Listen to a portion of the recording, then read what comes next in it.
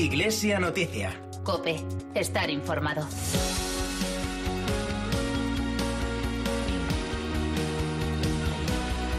Saludos, muy buenos días. Es domingo 17 de noviembre de 2019 y llega el momento de repasar, antes de la transmisión de la Santa Misa desde Toledo, cuáles han sido los principales asuntos de la actualidad de la Iglesia en las últimas jornadas en España y en el mundo. Hoy hacemos Iglesia Noticia gracias a Guillermo Gómez en el control de sonido y a Nacho de Gamón en la producción, y con los siguientes titulares.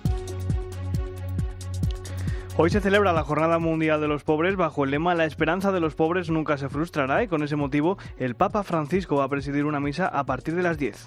Esta tarde concluye en Madrid el Congreso Católicos y Vida Pública, en esta edición centrado en la libertad de educación. El secretario general de la Conferencia Episcopal Española afirma en Herrera en COPE que espera que las palabras de la ministra de Educación, asegurando que la Constitución española no reconoce el derecho de los padres a elegir el centro educativo para sus hijos, sean un lapsus. En Lerma, en Burgos, se clausuró el martes la última edición de las Edades del Hombre, Ángeli, con casi 175.000 visitas. La Conferencia Española de Religiosos, la CONFER, celebra su asamblea anual con el lema "Sabed la esperanza a la que habéis sido llamados". El cardenal Omeya inaugura en Barcelona un congreso internacional sobre la aportación del Papa Francisco a la teología y a la pastoral de la Iglesia. El arzobispo de Los Ángeles, José Horacio Gómez, es el primer obispo hispano elegido presidente de la Conferencia Episcopal estadounidense.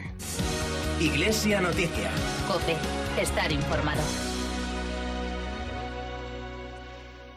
Y en Iglesia Noticia empezamos nuestro repaso por la actualidad hablando de la Jornada Mundial de los Pobres, que la Iglesia celebra en todo el mundo por iniciativa del Papa Francisco. En esta tercera edición, el Papa invita a los católicos a ser testigos de la esperanza cristiana en el contexto de la cultura consumista en el que vivimos, para promover un cambio de mentalidad que ayude a descubrir qué es lo esencial en la vida. Numerosas instituciones, como Cáritas o Manos Unidas, se han sumado a esta convocatoria del Papa. Nos vamos al Vaticano para conocer más detalles de esta jornada con la corresponsal de COPE en Roma y el Vaticano, Eva Fernández. Buenos días. Buenos días. A las 10 en punto de la mañana comienza en San Pedro una misa muy especial y, de hecho, ya hemos visto a todos los invitados luciendo sus acreditaciones que les llevarán a los primeros puestos de la Basílica de San Pedro. Por tercer año consecutivo se celebra la Jornada Mundial de los Pobres durante toda la semana, y pensando en todos los indigentes que no tienen acceso a los servicios médicos convencionales, en su honor el Papa ha querido que se instale en la explanada de San Pedro un hospital de campaña para atender a las personas sin techo, por el que pasan unos 70 pacientes cada día. Roberta Caparella es enfermera voluntaria. Tenemos un centro de vacunación, también todos los especialistas, cardiólogos, ginecólogos, geriatras, dermatólogos. Se realizan análisis clínicos y, en cuanto llegan, lo primero que hacemos con los pacientes es una evaluación de su estado sanitario, y a partir de aquí acceden a la estructura. Entre los pacientes hay historias muy distintas, desde italianos sin recursos hasta refugiados o inmigrantes. Entre los voluntarios y médicos, unas 30 personas trabajan por turnos en este ambulatorio abierto y atendido desde las 8 de la mañana a las 8 de la tarde. Y después de la misa de hoy domingo, llegará el momento del almuerzo compartido junto al Papa. Unas 1.500 personas indigentes o con necesidades especiales están invitados a una comida de gala en el Aula Pablo VI, donde se dispondrán unas 150 mesas que estarán servidas también por voluntarios. Es un día de fiesta y por eso habrá manteles blancos y flores. Todos los que no quepan en el Aula Pablo VI también podrán compartir el almuerzo, acogidos por parroquias, movimientos, asociaciones y familias. La comida ha sido regalo de una institución hotelera romana y, al terminar, los pacientes tampoco se irán con las manos vacías, porque van a recibir pasta y aceite italiano de regalo. Será una comida de domingo en familia y privada. Los periodistas solo podrán entrar unos instantes al comienzo. Seguro que muchos de los invitados querrán hacerse selfies con Francisco y, si tienen oportunidad, intercambiarán confidencias junto al Papa. El pasado jueves se hacía público el nombramiento del nuevo prefecto de la Secretaría de Economía. El cargo ha recaído en el jesuita español Juan Antonio Guerrero, que hasta ahora era el delegado para las casas y obras interprovinciales de la Compañía de Jesús en Roma. Nuestro colaborador Antonio Pelayo nos acerca a la figura de Juan Antonio Guerrero. Buenos días, Antonio. Buenos días. El que vamos a comentar esta mañana es uno de los nombramientos más sorprendentes del pontificado del Papa Francisco. Después de casi 2 años del cese efectivo como prefecto de la Secretaría para la Economía del cardenal australiano George Pell, en prisión desde hace meses, Bergoglio ha puesto al frente de este importante dicasterio a un jesuita extremeño de 60 años. La única condición que ha puesto a Francisco, el general de los jesuitas, para aceptar esta decisión es que no le nombre arzobispo, como hubiera sido normal en casos semejantes. El mismo padre Guerrero Alves ha aceptado esta excepción para subrayar que su puesto debe entenderse como un servicio especial a la Santa Sede sin que deba ser recompensado con una dignidad episcopal. La biografía de este discípulo de San Ignacio acredita sus grandes capacidades intelectuales y como hombre de gobierno. Además de sus licenciaturas en Filosofía y Teología, es licenciado en Ciencias Económicas y Empresariales por la Universidad Autónoma de Madrid y estudió Filosofía Política en Boston.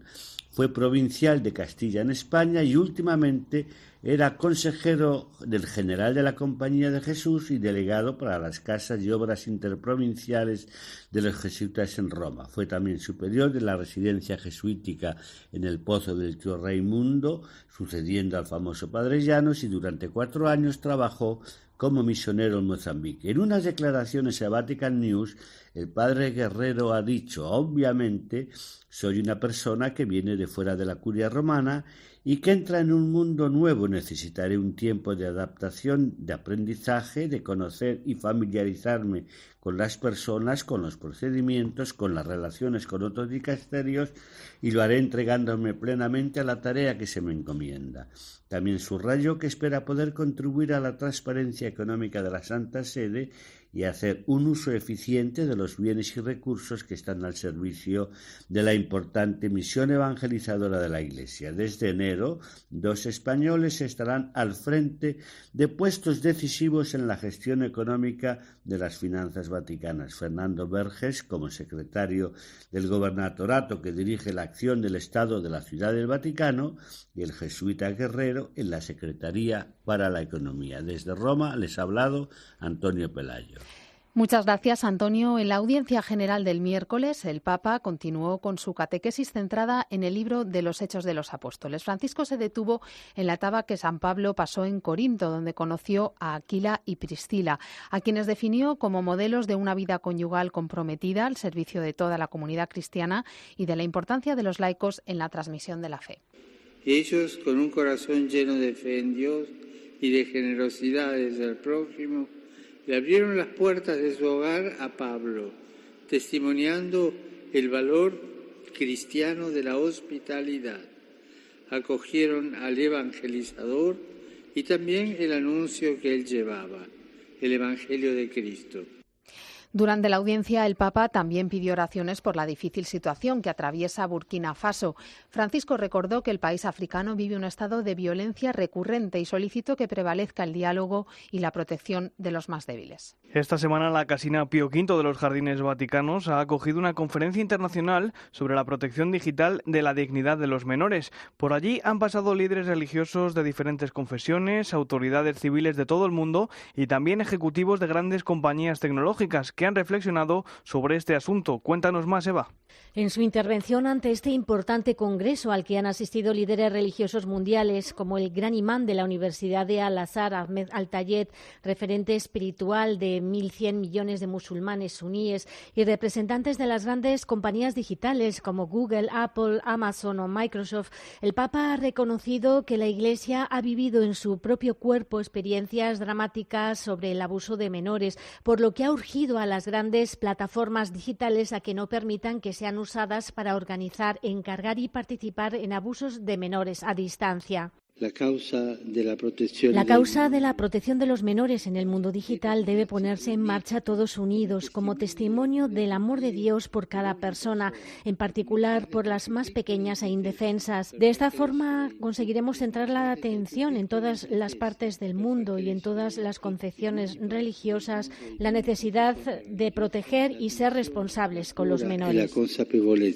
En este contexto, Francisco les ha dirigido un llamamiento a la responsabilidad respecto a los menores, su integridad y su futuro. El Congreso, promoviendo la dignidad del niño, continúa el esfuerzo de cooperación de líderes religiosos y sociales para hacer frente a este problema, iniciado en 2017 en Roma y continuado en el Encuentro Religioso de Abu Dhabi en 2018. Y antes de abandonar el Vaticano, vamos a recordar que el próximo martes comienza un nuevo viaje apostólico del Papa Francisco. Será el último del 2019 y durante 7 días le llevará a Tailandia y a Japón. Cuéntanos más detalles, Eva. Por fin el Papa podrá cumplir el deseo que tenía cuando era un joven jesuita, viajar como misionero a Japón. En 2 días emprende su 7º viaje internacional de este año y le acompañan en el vuelo 67 periodistas de todo el mundo, COPE entre ellos, por lo que podremos informarles al detalle de todo lo que ocurra en el viaje. La primera escala, tras 11 horas y media de vuelo, le llevará a Tailandia. Hay mucha expectación por los mensajes que escucharemos de Francisco allí, no solo por la violencia que está sufriendo el sur del país en los últimos días por los ataques de una milicia musulmana, sino sobre todo porque Tailandia celebra precisamente los 350 años de la primera misión católica. Allí visitará a personas enfermas y discapacitadas y se encontrará con el patriarca supremo del budismo tailandés. La agenda más intensa será en Japón con 2 puntos clave: el mensaje en pro del desarme nuclear y por la paz en Hiroshima y Nagasaki y el homenaje que realizará a los mártires de la evangelización en este país. En Tokio se reunirá con las víctimas del triple desastre que sufrió el país en 2011, cuando un terremoto y un tsunami provocaron la catástrofe de la central nuclear de Fukushima, en la que murieron 19.000 personas y 150.000 fueron desplazados. Allí mantendrá también un encuentro privado con el emperador Naruhito. Desde hacía 40 años ningún papa pisaba estos 2 países. El primero en hacerlo fue San Juan Pablo II. El arzobispo de Los Ángeles, José Horacio Gómez, ha sido elegido presidente de la Conferencia Episcopal de los Estados Unidos durante la Asamblea Plenaria de Otoño celebrada esta semana en Baltimore. El prelado, cercano al Opus Dei, está al frente del organismo los próximos 3 años y sustituye en el cargo al cardenal Daniel DiNardo, arzobispo de Galveston-Houston, que llevaba en la presidencia desde noviembre de 2016. Corresponsal en Washington, Juan Fierro, buenos días. Buenos días. El arzobispo José Gómez de Los Ángeles es el nuevo presidente de la Conferencia Episcopal de los Estados Unidos. Los obispos estadounidenses, en su reunión anual en la ciudad de Baltimore, elegían a su nuevo presidente por una amplia mayoría, 176 votos a favor por 18 en contra. José Gómez, nacido en México pero nacionalizado estadounidense, es el primer inmigrante hispano elegido como presidente de la Conferencia Episcopal estadounidense y dirigirá esta organización durante los próximos 3 años. El arzobispo de Los Ángeles, nombrado obispo en 2001 por el Papa Juan Pablo II, es miembro del Opus Dei y desde su arzobispado ha defendido en numerosas ocasiones los derechos de los inmigrantes ilegales, pronunciándose contra la separación de familias en la frontera con México. El pasado mes de septiembre celebraba una misa durante una marcha de 3 días en solidaridad con esas familias separadas. Su archidiócesis imprimió además unas pequeñas tarjetas con instrucciones para los inmigrantes por si eran detenidos por la policía. La elección del arzobispo de Los Ángeles refleja el cambio demográfico de los católicos en los Estados Unidos, donde 4 de cada 10 son hispanos. Iglesia Noticia. COPE. Estar informado. El Papa Francisco está generando una revolución. ¿Cómo afecta la política del gobierno a la Iglesia? Léelo en la revista Vida Nueva. Suscríbete a Vida Nueva e infórmate cada semana de la actualidad de la Iglesia. Entra en vidanuevadigital.com y tendrás un 20% de descuento. Recíbela en casa por menos de 8 euros al mes. ¿Qué ganas tengo de una vida nueva? Intergentes, tus desplegables para conocer cuestiones esenciales de la fe, los sacramentos, los tiempos litúrgicos, la espiritualidad o la enseñanza de la Iglesia. Visítanos e infórmate en intergentes.es. Iglesia Noticia. COPE.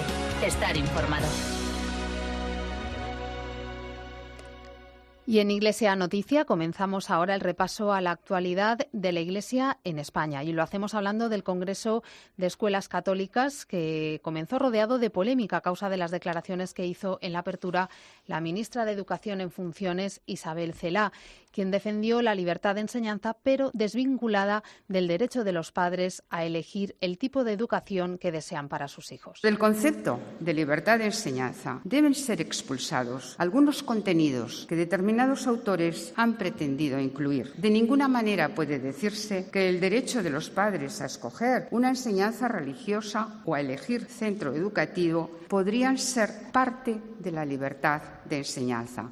Ese mismo día, en El Espejo, el secretario general de Escuelas Católicas, José María Alvira, explicó que la libertad de enseñanza no se entiende si es el Estado quien distribuye las plazas y si los padres no pueden elegir, y advirtió que se trata de una cuestión fundamental en un Estado democrático. No se entiende un país democrático sin que tenga esa libertad, y eso supone libertad de creación y de dirección de centros, por supuesto, libertad también de elección por parte de las familias, porque si no, ¿para qué la libertad? Y libertad de cátedra de los profesores. Nosotros pedimos una libertad razonable, es decir, yo creo que eso no nos podemos entender, pero si de esa libertad se elimina este factor que las familias puedan elegir y que por tanto sea el Estado quien planifique la distribución de plazas educativas, bueno, pues yo diría no estamos en una sociedad democrática. Un día más tarde, el viernes, en declaraciones a Herrera en COPE, el secretario general de la Conferencia Episcopal Española aseguró que espera que las palabras de la ministra sean un lapsus. Monseñor Luis Argüello cree que, de lo contrario, estas declaraciones supondrían un giro en la política educativa y que es de extraordinaria gravedad. La Constitución dice claramente, se reconoce la libertad de enseñanza, los poderes públicos garantizan el derecho que asiste a los padres para que sus hijos reciban la formación religiosa y moral que esté de acuerdo con sus propias convicciones. Nosotros pensamos que a los gobiernos hay que valorarles por lo que realmente hagan y ciertamente si las propuestas expresadas por las declaraciones de los miembros de este grupo político pues van en esta línea, ¿cómo no habría de preocuparnos? ¿No? Porque si por una parte se quiere quitar a las familias del medio y se habla este tipo de propuesta única, pública y laica, nos parece ciertamente preocupante. Y seguimos hablando de educación, en este caso del Congreso Católicos y Vida Pública, que hoy cierra sus puertas en Madrid. Esta iniciativa de la Asociación Católica de Propagandistas, que este año alcanza su edición número 21, lleva por título Libertad para educar, libertad para elegir. En el espejo de la cadena COPE, su director, el catedrático Rafael Sánchez Saus, recordaba la importancia de reconocer el derecho de los padres a elegir la educación de sus hijos. Y nos proponíamos pues ayudar a concienciar especialmente a los católicos, pero en conjunto a la sociedad española, acerca de la importancia de este derecho fundamental, que además es una de las tres grandes tareas encomendadas por Benedicto XVI en su momento a los católicos, pues todo lo que tiene que ver con el mundo de la educación y de la enseñanza, y que sin embargo pues vamos viendo cómo se erosiona en aspectos fundamentales sin que la sociedad española, pues no ya digo reaccione, siquiera sea consciente de lo que en esa evolución lesiva para un derecho fundamental se está jugando. Y dejamos esta polémica a un lado, nos vamos ahora a Barcelona. Allí se ha celebrado durante 3 días un congreso internacional sobre la figura del Papa Francisco. Lo ha organizado el Ateneo Universitario San Paciano bajo el título La aportación de Francisco en la teología y la pastoral de la Iglesia, y en él han participado obispos y teólogos de todo el mundo. Entre ellos destaca el anfitrión, el arzobispo de Barcelona, el cardenal Juan José Omella, pero también el prefecto de la Congregación para la Doctrina de la Fe, el cardenal Luis Ladaria, el arzobispo de Bolonia, el recientemente creado cardenal Matteo Zuppi, o el presidente emérito del Pontificio Consejo para la Unidad de los Cristianos, el cardenal Walter Casper. Desde COPE Barcelona nos informa Montse Castejón. Buenos días. Barcelona ha acogido esta semana el Congreso Internacional La aportación del Papa Francisco a la teología y a la pastoral Iglesia, que ha recibido la inscripción de más de 200 personas y ha contado con la participación de 15 ponencias. Este ha sido presidido por el cardenal de Barcelona, Juan José Omella, quien ha puesto en relieve el pensamiento abierto del Papa, que sueña con una Iglesia que abra procesos sin cerrarse en la búsqueda de seguridades. El Papa Francisco es un Papa que se mantiene sólidamente arraigado en la doctrina de la Iglesia, como primer guardián de la fe, y al mismo tiempo es un Papa que no puede dejar de dar una respuesta a las urgencias pastorales que se presentan en la Iglesia. Por otro lado, ha destacado que la reforma de la Iglesia no se visualiza necesariamente en determinadas decisiones casi mediáticas, sino que se practica mediante una nueva sensibilidad que debe atravesar todo el cuerpo eclesial. Exactamente se podría concretar en 3 expresiones. Así pues, la misericordia como camino de la Iglesia, la conversión pastoral y misionera como manera de vivir el Evangelio y el diálogo sin fronteras como instrumento privilegiado para la construcción del mundo son las 3 vías que proponemos como guía de nuestra reflexión en torno al pensamiento teológico pastoral del Papa Francisco. El Congreso ha situado a Barcelona como lugar de recepción significativo y positivo en la Europa del pensamiento, pero también del planteamiento pastoral que ha sido expresado por el Papa en su texto Evangelii Gaudium. El arzobispo de Valladolid y presidente de la Conferencia Episcopal, el cardenal Ricardo Blázquez, ha inaugurado en la Universidad de Navarra un curso sobre la protección de menores en la Iglesia. COPE Pamplona, Maite Moro. El presidente de la Conferencia Episcopal Española y arzobispo de Valladolid, monseñor Ricardo Blázquez, afirmó durante la apertura de la edición número 30 del curso de actualización La protección de los menores en la Iglesia, en la Facultad de Teología de la Universidad de Navarra, que la Iglesia ha afrontado con decisión y a fondo los casos de abusos a menores. Metiendo el bisturí, si podemos hablar así, hasta donde haya que meter el bisturí, con el respeto, con la sinceridad, también preparándonos para que no existan casos de este estilo y también afrontando el diálogo con las víctimas. Monseñor Blázquez lamentó que esta cuestión se haya ocultado de una manera muy estudiada, promoviendo un silencio humillante. Nos sorprendimos todos de que en la Iglesia y en la sociedad y en las familias esto se hubiera ocultado, además de una manera muy estudiada, y al mismo tiempo se hubiera promovido de esta forma un silencio humillante. En su intervención, el cardenal Ricardo Blázquez se refirió a la cumbre antipederastia celebrada en febrero en Roma, presidida por el Papa Francisco, en la que se concluyó decir sí a las víctimas y sus familias y no a los abusadores. Y correlativamente a esos síes hemos pronunciado un no tajante a los abusadores, a los encubridores, al silencio cómplice, al tratamiento inadecuado de los hechos delictivos. Hay que desenmascarar estos hechos que han dañado profundamente a las víctimas y humillado a sus familias, que han contaminado a la Iglesia y a la sociedad. Ricardo Blázquez manifestó su deseo de que haya una forma de proceder común en las diócesis y las congregaciones religiosas ante los abusos a menores, para que no se pueda establecer comparaciones entre unas y otras y haya un principio de unidad entre todos. La Conferencia Española de Religiosos ha celebrado esta semana su Asamblea General con el lema «Sabed cuál es la esperanza a la que habéis sido llamados». A este tema se refería en el discurso de apertura la presidenta de Confer, Mariña Ríos. Ser Iglesia y por tanto ser vida consagrada es ser pueblo de Dios, de acuerdo con el gran proyecto de amor del Padre. Esto implica ser el fermento de Dios en medio de la humanidad. Quiere decir anunciar y llevar la salvación de Dios a este mundo nuestro tan necesitado de tener respuestas que alienten, que den esperanza, que den nuevo vigor en el camino. Me parece que esto tiene que ver con esa espera y esperanza trabajada y trabajadora. El martes se clausuró en Lerma, en Burgos, Angeli, la última edición de las Edades del Hombre, por la que han pasado casi 175.000 visitantes. COPE Burgos, Sergio Corral.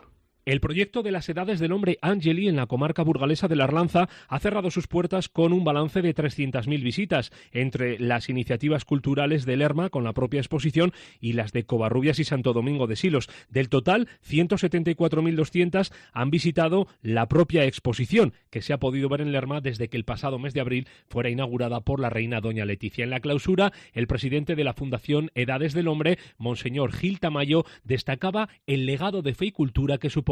Estas exposiciones nos han permitido y seguirán permitiéndonos, si Dios quiere, dejar de percibir el patrimonio como una pesada carga que hay que mantener para verlo como un campo de posibilidades y una fuente de recursos, aumentando así el cuidado y conservación de la herencia de fe y cultura que nos fue legada de forma inseparable. Y es que a lo largo de las exposiciones de las Edades del Hombre ya han sido restauradas un total de 2.000 obras. Más de 2.000 obras de nuestro rico patrimonio religioso han sido restauradas, estudiadas y difundidas a través de la la publicación de nuestros catálogos y que se han convertido en el mejor inventario de buena parte de nuestro patrimonio. Ahora será la Fundación Edades del Hombre quien determine dónde y cuándo se celebra la próxima edición.